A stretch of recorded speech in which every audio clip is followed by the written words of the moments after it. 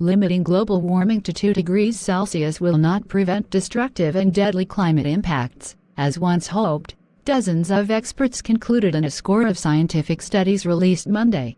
A world that heats up by 2°C (3.6 degrees Fahrenheit), long regarded as the temperature ceiling for a climate-safe planet, could see mass displacement due to rising seas, a drop in per capita income, regional shortages of food and fresh water, and the loss of animal and plant species at an accelerated speed. Poor and emerging countries of Asia, Africa and Latin America will get hit hardest, according to the studies in the British Royal Society's Philosophical Transactions. We are detecting large changes in climate impacts for a 2°C world, and so should take steps to avoid this, said lead editor Dan Mitchell, an assistant professor at the University of Bristol. The 197-nation Paris Climate Treaty, inked in 2015, vows to halt warming at well under 2°C compared to mid-19th century levels, and pursue efforts to cap the rise at 1.5°C. UN Secretary-General Antonio Guterres on Thursday said climate change was the most systemic threat to humankind. Time to adapt. With only 1 degree of warming so far, Earth has seen a crescendo of droughts, heat waves, and storms ramped up by rising seas. Voluntary national pledges made under the Paris Pact to cut CO2 emissions, if fulfilled, would yield a 3°C world at best. The treaty also requires that, by the end of the century, humanity stop adding more greenhouse gases to the atmosphere than oceans and forests can absorb, a threshold known as net zero emissions. How fast we get to a 2°C world is critical, Mitchell told AFP. If it only takes a couple of decades, we will be in trouble because we won't have time to adapt to the climate.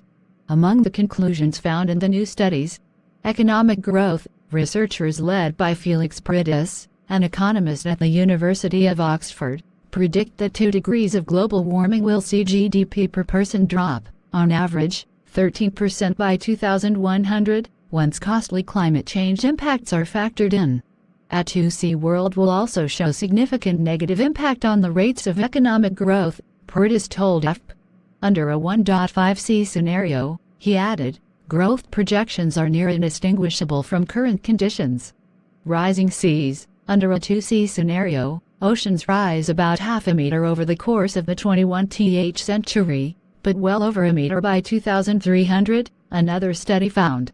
When the planet warms, it takes the ocean hundreds, if not thousands, of years to fully respond, lead author Robert Nichols, a professor of coastal engineering at the University of Southampton, told AFP. That's bad news for 500 million people living in highly vulnerable, low-lying deltas, mainly in Asia, along with some 400 million people in coastal cities, many of which are already sinking due to overconstruction or collapsing water tables. Even in a 2°C world, the number of people affected year by flooding could approach 200 million by 2300, the study calculated. Food, water stress. 2 degrees of warming would spare humanity much misery compared to our current trajectory, but would still lead to increased drought, flooding, heat waves and the disruption of weather patterns. Some regions will be hit worse than others, as will countries with rainfall-dependent agriculture, a team by Richard Betts, head of climate impacts research at the University of Exeter found. The countries that show the greatest increase in vulnerability to food insecurity when moving from the present-day climate to 2°C global warming are Oman, India, Bangladesh, Saudi Arabia and Brazil, he told AFP. -1.5°C versus 2°C, a draft special report by the UN Climate Science Panel to be unveiled in October, obtained by AFP, concludes that holding warming at 1.5°C by the end of the 21st century is extremely unlikely. At current rates, the greenhouse gas emissions putting that goal out of reach will have been released within 10 to 15 years. Meanwhile, CO2 emissions, after remaining stable for 3 years, raising hopes that they had peaked, rose by 1.4% in 2017, the International Energy Agency said this week. But every tenth of a degree counts, said Mitchell.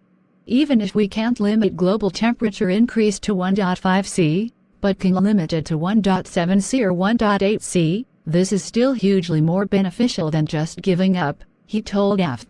We can still keep temperatures well below 2 degrees, said Miles Allen, a professor of geosystem science at the University of Oxford, a co-author on several of the studies. But doing so requires that we start now and reduce emissions steadily to zero in the second half of the century, he said. AFP